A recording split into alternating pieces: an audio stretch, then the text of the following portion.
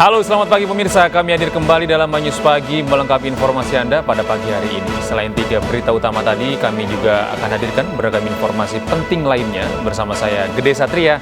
Inilah News Pagi selengkapnya untuk Anda.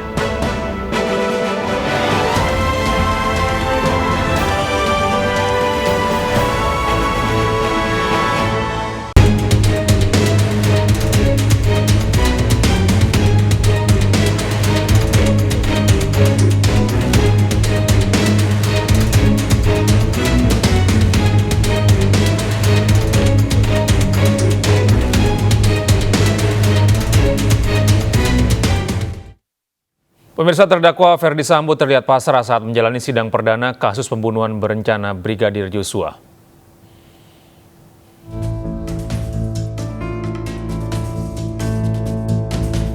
Ferdy Sambo, terdakwa kasus pembunuhan Brigadir Joshua, hadir di sidang perdana dengan ekspresi dan postur tubuh yang jauh berbeda saat pertama kali muncul di hadapan awak media saat kasus ini pertama kali terkuak. Pandangan serta postur tubuh yang membungkuk saat duduk di kursi pesakitan jauh berbeda dengan tegap dan percaya dirinya saat tiba di pemeriksaan Bareskrim Mabes Polri 4 Agustus lalu. Tidak hanya itu, saat menghadiri sidang etik Polri 25 Agustus lalu, Ferdy Sambo berjalan dengan tegap menuju ruang sidang. Begitu pula saat menjalani rekonstruksi ulang kasus pembunuhan berencana pada 30 Agustus lalu, Ferdy Sambo berjalan dengan tegap dan pandangan menengadah di antara tersangka lainnya yang turut hadir. Namun ekspresi tegas dan sorotan mata tajam mulai berubah saat Ferdy Sambo hadir di Kejaksaan Agung 5 Oktober lalu. Menggunakan pakaian bebas dan rompi oranye, Ferdy Sambo hadir dengan sorot mata dan ekspresi pasrah. Dalam kesempatan ini, Ferdy Sambo bakal menyampaikan permintaan maaf kepada keluarga Brigadir Joshua. Saya lakukan semua ini semuanya diam, karena kecintaan saya pada istri saya.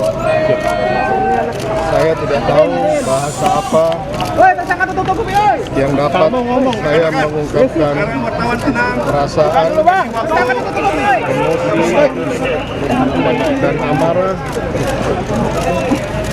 akibat peristiwa yang terjadi di Magelang. Seperti yang diketahui sebelumnya, kasus pembunuhan berencana Brigadir Joshua mulai diketahui publik pada tanggal 11 Juli 2022, 3 hari setelah tragedi tersebut terjadi.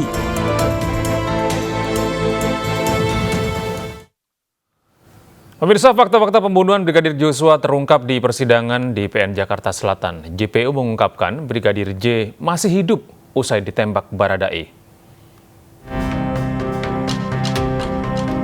Dalam persidangan kasus pembunuhan Brigadir Joshua di Pengadilan Negeri Jakarta Selatan, Jaksa Penuntut Umum mengungkap sejumlah fakta. JPU mengungkap bahwa Brigadir J tewas akibat tembakan Ferdy Sambo. Usai ditembak Baradae, korban Brigadir J masih hidup. Namun setelah itu Ferdy Sambo yang menggunakan sarung tangan melepaskan tembakan terakhir di bagian kepala hingga akhirnya menewaskan korban. Terdakwa Ferdy Sambo SH SIK MH yang sudah memakai sarung tangan hitam, menggenggam senjata api dan menembak sebanyak 1 kali mengenai tepat kepala bagian belakang sisi kiri korban Nofriansah Joshua Huta Barat hingga korban meninggal dunia. Tembakan terdakwa Ferdy Sambo SH SIK MH tersebut menembus kepala bagian belakang sisi kiri korban Nofriansah Joshua Huta Barat melalui hidung, mengakibatkan adanya luka bakar pada cuping hidung sisi kanan luar. Lintasan anak peluru telah mengakibatkan rusaknya tulang dasar tengkorak pada 2 tempat yang mengakibatkan kerusakan tulang dasar rongga bola mata bagian kanan dan menimbulkan resapan darah pada kelopak mata kanan yang lintasan anak peluru telah menimbulkan kerusakan pada batang otak.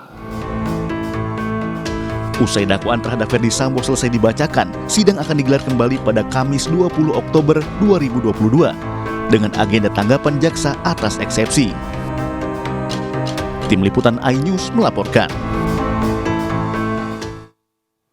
Putri Chandrawati menjalani persidangan perdana kasus pembunuhan berencana Brigadir J pada hari Senin 17 Oktober 2022. Dakwaan dibacakan Jaksa Penuntut Umum Pengadilan Negeri Jakarta Selatan kepada Putri Chandrawati.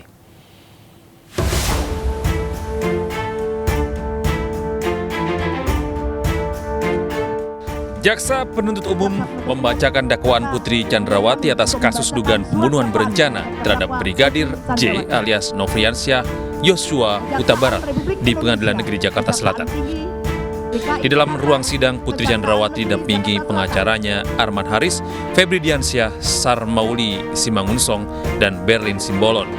Putri didakwa melanggar pasal 340 subsidiar pasal 338, Jungto pasal 55 ayat 1 ke 1 KUHP, pasal 55 ayat 1 ke 1 yang menyatakan tindak pidana pembunuhan berencana terhadap Brigadir J dilakukan bersama-sama dengan tersangka lainnya.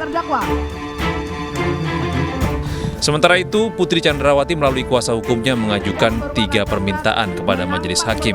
Di antaranya, pemindahan tahanan dari tahanan Kejaksaan Agung ke tahanan Makobrimob tidak dikabulkan.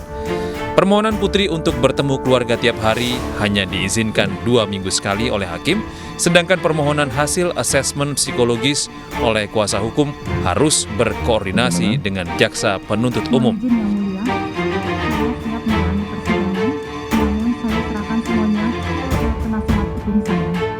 Bahkan pemeriksaan terakhir yang dilakukan oleh psikiater dari kejaksaan, kurang lebih informasi yang kami terima hasilnya juga demikian. Tapi yang jadi problem adalah kami tidak bisa dan tidak diberikan hasil pemeriksaan tersebut. Nah, tentu saja tidak tepat. Sementara di sisi lain kami juga tidak diperbolehkan membawa psikiater ke rutan. Kita semua tentu melihat ini sebagai sebuah proses hukum. Bu Putri menghormati proses hukum ini dan sudah menyampaikan akan kooperatif. Putri Chandrawati meninggalkan Pengadilan Negeri Jakarta Selatan pada pukul 19.50 waktu Indonesia Barat dengan mobil taktis dan didampingi pihak kepolisian kembali ke Rutan Kejagung. Sidang Putri Chandrawati akan dilanjutkan pada hari Kamis 20 Oktober 2022 pukul 10 waktu Indonesia Barat di Pengadilan Negeri Jakarta Selatan. Dari Jakarta, Tim Liputan iNews melaporkan. Sementara itu dalam berita acara pemeriksaan Putri Chandrawati dan eksepsi Ferdi Sambo yang dibacakan kuasa hukumnya, disebutkan bahwa Brigadir J mengancam Putri Chandrawati. Brigadir J mengancam membunuh Putri bersama anak-anaknya bila Putri mengadu pada Ferdi Sambo atas pelecehan seksual yang telah Brigadir J lakukan. Tiba-tiba terdengar seorang yang hendak naik ke lantai 2 rumah Magelang, Nofriansyah Yosua Huta Barat panik dan memakaikan pakaian saksi Putri Chandrawati yang sebelumnya dilepas secara paksa oleh Nofriansyah Yosua Huta Barat sambil berkata, "Tolong Bu, tolong Bu." Lalu Nofriansyah Yosua Huta Barat menutup pintu kayu berwarna putih dan memaksa saksi Putri Chandrawati untuk berdiri agar dapat menghalangi orang yang akan naik ke lantai 2 rumah Magelang. Namun saksi Putri Chandrawati menolaknya dengan cara berusaha menahan badannya. Kemudian Nofriansyah Yosua Huta Barat membanting tubuh saksi Putri Chandrawati ke kasur dan kemudian kembali memaksa saksi Putri Chandrawati untuk berdiri sambil mengancam. "Awas kalau kamu bilang sama Ferdi Sambo, saya tembak kamu, Ferdi Sambo, dan anak-anak kamu." Putri Chandrawati berterima kasih kepada ajudan Ferdi Sambo usai Brigadir Joshua ditembak mati. Hal tersebut diketahui dari surat dakwaan yang dibacakan jaksa penuntut umum pada sidang perdana kasus pembunuhan Brigadir Joshua.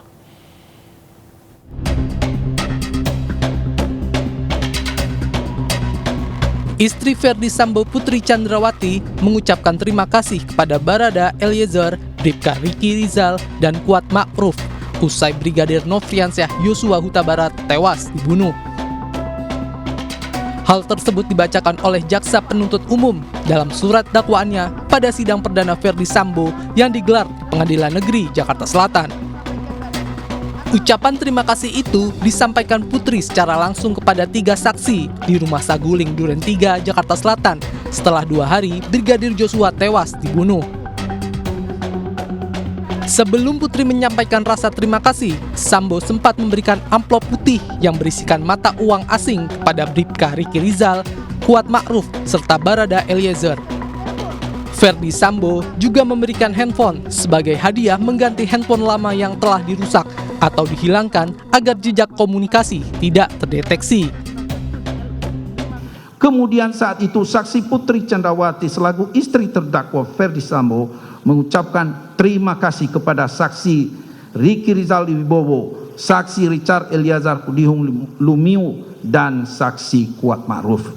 Saksi Ricky Rizal Wibowo, saksi Richard Eliezer Pudihang Lumiu, dan saksi Kuat Ma'ruf menyadari sepenuhnya dan tidak sedikit pun menolak pemberian handphone merek iPhone 13 Pro Max dan uang yang dijanjikan oleh terdakwa Ferdi Sambo bersama saksi Putri Candrawati tersebut, yang merupakan tanda terima kasih atau hadiah karena saksi Ricky Rizal Wibowo, saksi Richard Eliezer Pudihang Lumiu, dan saksi Kuat Ma'ruf telah turut terlibat merampas nyawa korban Nofriansah Yosua.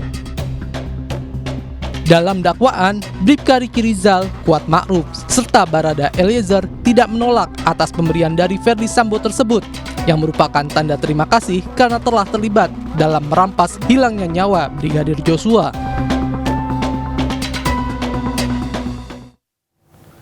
Pemirsa, keluarga Brigadir Joshua memantau jalannya sidang perdana Ferdi Sambo CS melalui televisi dari kediamannya di Muaro, Jambi. Dari pembacaan oleh jaksa, keluarga menilai keterlibatan Ferdi Sambo jelas menjadi otak pelaku pembunuhan Brigadir Joshua.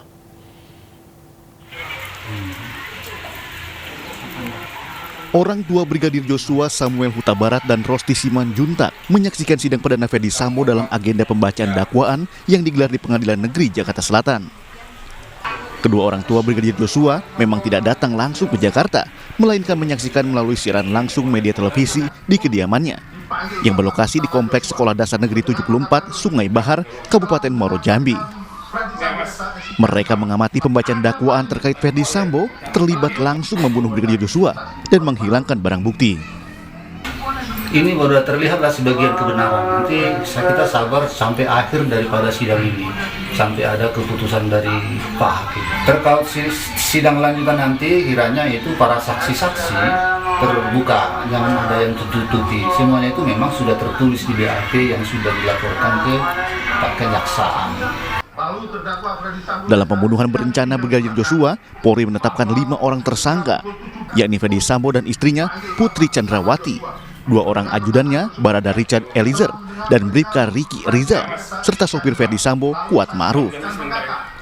Dari Muaro, Jambi, Adrianus Susandra, iNews melaporkan. Sementara itu, keluarga almarhum Brigadir Nofriansah Yosua Huta Barat menggelar doa bersama 100 hari kematian Joshua. Selain keluarga, acara juga dihadiri oleh para kerabat.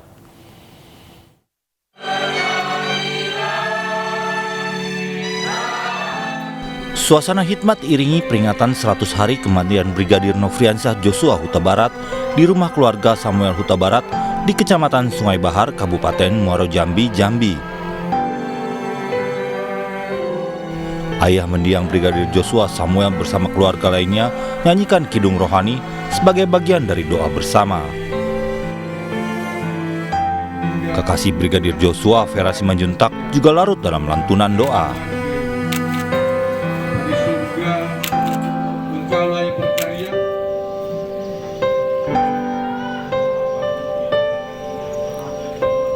Permohonan kita ya kepada jaksa penuntut dan hakim agar mereka teliti di dalam melakukan menindaklanjuti kasus ini ya, agar kami keluarga dan almarhum mendapatkan keadilan. Jadi tersangka apapun terdakwa itu dihukum seadil-adilnya gitu.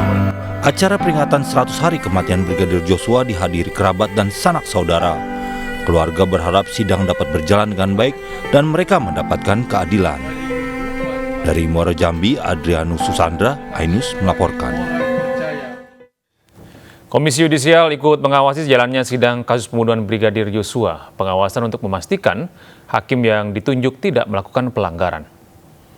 Wakil Ketua Komisi Yudisial M. Taufik Senin pagi menyambangi Pengadilan Negeri Jakarta Selatan dalam sidang perdana Ferdi Sambo CS, kasus pembunuhan Brigadir Joshua. Komisi Yudisial mengirim 2 tim terdiri dari 6 orang untuk memantau sidang kasus pembunuhan Brigadir Joshua untuk memastikan persidangan berjalan sesuai undang-undang yang berlaku. Selain itu, untuk memastikan tidak ada pelanggaran kode etik oleh para hakim. Di samping pengawasan langsung, KAI juga memasang kamera sesuai dengan SOP yang nantinya akan dibuat laporan oleh tim pemantau. Tim melakukan pemantauan hingga sidang berakhir.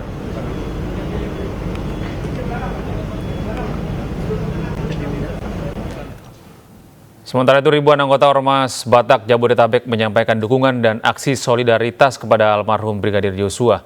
Mereka berharap pada sidang perdana Ferdi Sambo dan tersangka lainnya hukum dapat ditegakkan seadil-adilnya.